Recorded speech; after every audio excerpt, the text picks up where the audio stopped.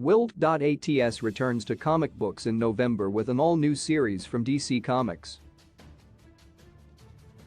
This new series celebrates the team's 30th anniversary, originally created in 1992 for Image Comics by DC Comics publisher Jim Lee and writer Brandon Choi. They number among the most popular characters Lee created in comics, but perhaps not the most consequential. Lee made his name at Marvel Comics on Uncanny X-Men, and he had a hand in creating iconic modern characters like Gambit and Omega Red. He also contributed a major new character in Hush to the Batman mythos at DC Comics, showing Lee's influence extends throughout the entire superhero genre. Dream Queen Lee got his first big break in Marvel Comics penciling Alpha Flight in the 1980s.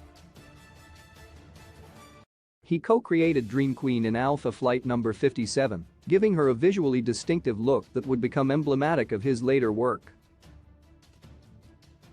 The daughter of Nightmare, among Doctor Strange's most powerful villains in Marvel Comics, she can rewrite reality.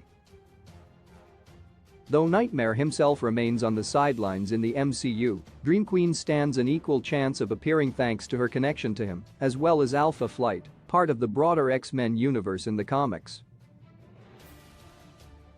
Deathblow represented a bold new direction in Lee's art style, taking some cues from Frank Miller's stark experimentation with heavy contrast in Sin City. The character also jettisons the fun and color often associated with Lee's X-Men work, but in doing so, presents a unique and compelling figure. A former soldier who gained superhuman abilities through involuntary experiments, Deathblow cut a dark, bloody path through Image Comics in his earliest adventures, and then later in DC Comics, after Lee sold his Wildstorm imprint to the company. Wilt.ats includes numerous characters Lee created for his first creator-owned comic, among the first wave of titles launched by Image Comics in 1992.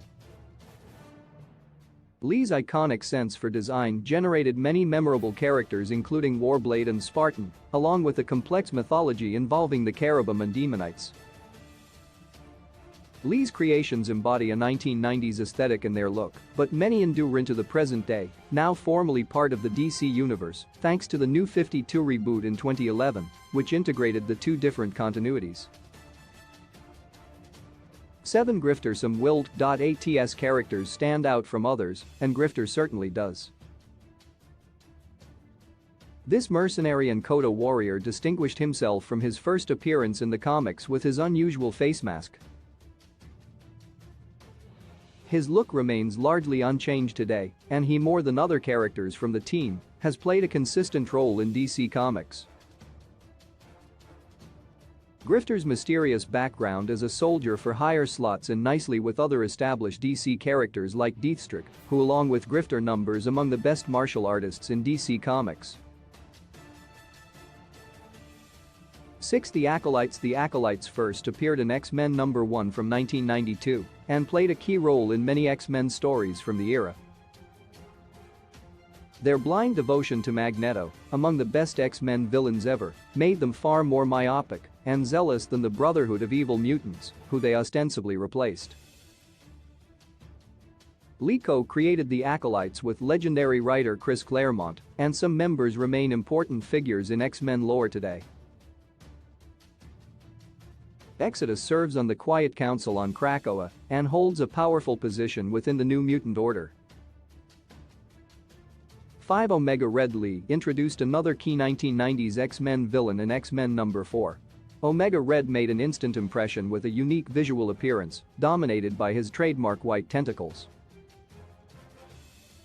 Omega Red emerged from a Soviet Cold War program that echoed Weapon X, deepening and broadening Wolverine's backstory and the world. Omega Red instantly counted among Wolverine's most powerful villains in Marvel Comics, and the two continue a bitter rivalry into the modern era. Omega Red stands a good chance of appearing in the MCU when mutants finally make their way into the franchise. 4. Gen13. Comic book fans may think of J. Scott Campbell, among the best Spider-Man comic book artists ever, when they think of Gen13. But Jim Lee co-created the teenage superhero team along with Campbell and Choi, fashioning a fun, irreverent and dynamic book that stood out in the mid-1990s as the comic book industry suffered from the collapsing speculator market. GEN13 provided a major pillar in the Wildstorm universe by introducing the Gen Factor, a genetic component behind the superhuman abilities of numerous characters across many different Wildstorm titles. 3. Hush. In the early 2000s, Lee drew Hush, among the best Batman comic book storylines, and he helped create a powerful new villain. Thomas Elliot enjoyed all the advantages his best friend Bruce Wayne did, but he harbored a deep hate for his parents that transformed him into a darkened version of Batman. Lee created an intriguing visual for Hush with mummy-like bandages that hid his identity and called into question Batman's own sense of himself in a riveting storyline that's been adapted for animation and video games.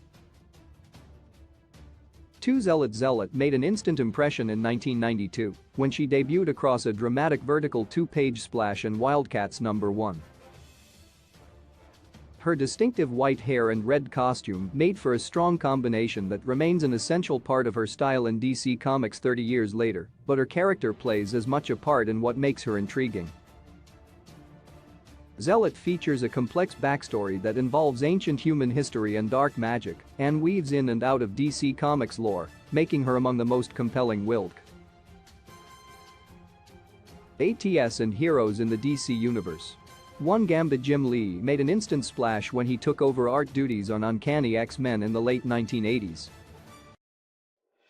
He contributed new characters and ideas, and none more iconic than Gambit. Gambit first appeared in Uncanny X-Men number 266 with a signature visual in his glowing playing cards. The charming Cajun mutant quickly became a major force on the team. Gambit's relationship with Rogue took both characters to unexpected places, and his journey through comics as a complicated figure with questionable intent but strong conscience stems directly from Lee and Claremont's early work on the character.